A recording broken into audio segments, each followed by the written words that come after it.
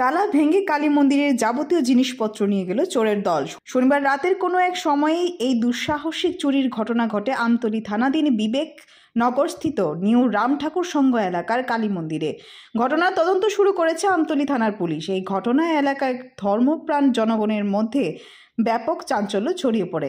মাসি ঘটনা কোন তো কালকে রাত্রেবেলা পূজা দেওয়ার পরে দিয়ে আমরা তো সবাই গেছি বাড়িতে।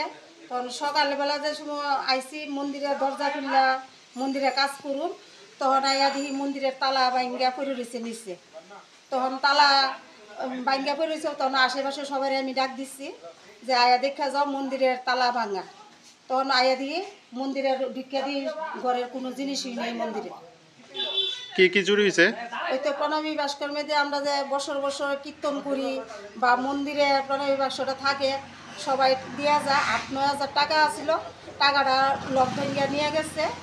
আর ঘরের মধ্যে 2টা কলসি আসছিল ঠাকুরের, কলসি পঞ্চপদী, তারপরে দিয়া কাশি ঘন্টা চরণের ভিতর বাড়ি, এটা সব নিয়ে গেছে। কি মন্দির এটা? এটা কালী মন্দির। এটা কোন জায়গা? এটা নিউ রাম ঠাকুর সংঘ। পুলিশ আইছিল নি? হ্যাঁ, পুলিশ আইছিল। কি কইছে পুলিশে? পুলিশ আইছে, আয়া দেখে লিখে দিছে।